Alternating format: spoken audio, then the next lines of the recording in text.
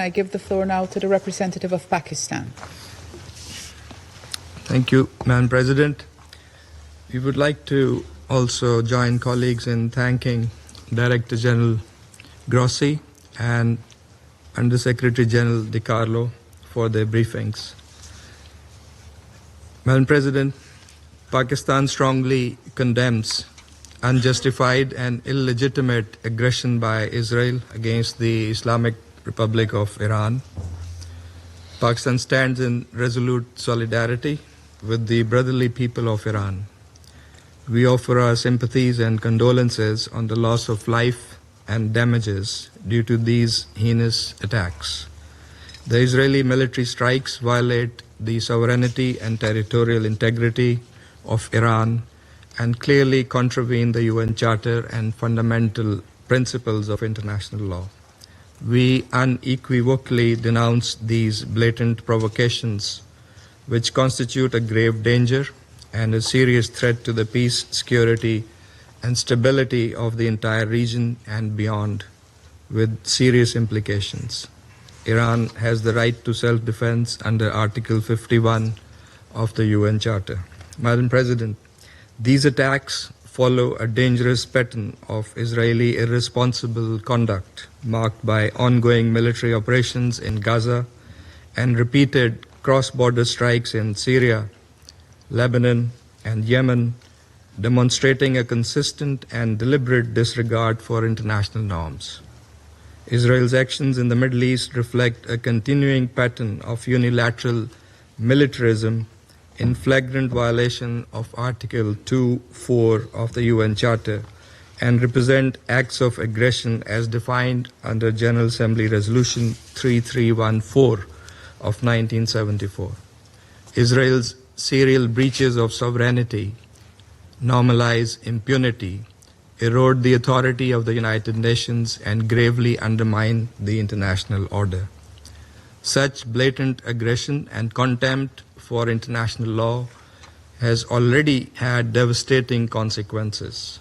In Gaza, tens of thousands of civilians have been killed as a result of Israeli military onslaught, and a humanitarian catastrophe has unfolded under an illegal blockade that has in fact been there for over 15 years.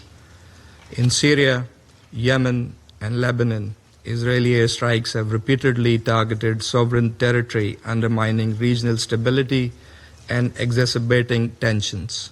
The fact that these attacks against Iran have happened in the middle of a negotiations process aimed at finding a peaceful diplomatic solution to the Iranian nuclear issue makes it all the more morally repugnant and against international norms. These actions risk eroding the trust and sanctity of the negotiations process, so crucial for the peaceful settlement of these issues. Madam President, Pakistan reaffirms its support for the resolution of the Iranian nuclear issue through peaceful means, diplomatic engagement, and sustained dialogue. The JCPOA was an outcome of painstaking and arduous yet constructive negotiations. It charted a roadmap to comprehensively address the concerns of the parties involved by clearly defining their relevant obligations and responsibilities. The illegal use of force against Iran and the ensuing situation are likely to frustrate the ongoing diplomatic efforts and could destabilize a region that is already under very severe stress. The ongoing diplomatic contacts to reach a negotiated deal and other endeavors to promote regional peace and security must not be allowed to be appended. It is highly regrettable that these attacks have happened when the IAEA was continuing its verification activities in Iran. Such actions threaten the IAEA's technical work, which should be supported and not disrupted. Israel has violated international law, IAEA statute, and several IAEA resolutions by attacking the IAEA safeguarded facilities. In addition to serious violation of international law, these attacks risk setting a dangerous negative precedent and pose a grave threat to safety of populations in the region and around the globe. Pakistan, as an immediate neighbor of Iran, is therefore seriously concerned. Security Council Resolution 487 strongly affirmed such attacks as a clear violation of the UN Charter, the norms of international conduct, and a serious threat to the entire IAEA safeguard regime.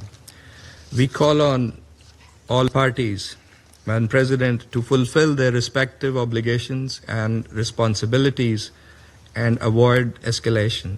Even in these testing times, diplomatic engagement and dialogue must be prioritized. Clearly, the international community is in favor of peace and stability in the region.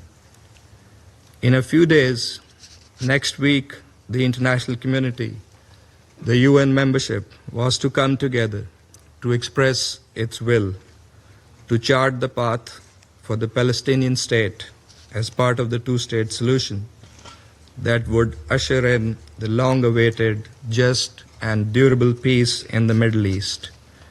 Israel's reckless and irresponsible behavior cannot be allowed to jeopardize the efforts for peace, endanger the stability of the entire region, and risk wider escalation, thereby threatening global peace and security. The Security Council bears primary responsibility to maintain international peace and security and to stop this aggression immediately. It must hold the aggressor accountable for its actions. This Council must deny Israel the free hand and the impunity with which it continues to operate in defiance of international law and international opinion. It is also our collective responsibility to reject any notions by anyone, anywhere, that seek to distort, misuse, and abuse the right of self-defense in violation of international law and the UN Charter. Finally, this Council must collectively muster the courage to take positions and adopt decisions that are in full conformity with the Charter of the United Nations. In accordance with its responsibility, the Council should encourage, support, and prioritize dialogue and diplomacy to advance peaceful resolution of conflicts. That is the only viable path forward, as many around the table have also echoed in their comments. I thank you, Madam President. I thank the representative of Pakistan for his statement.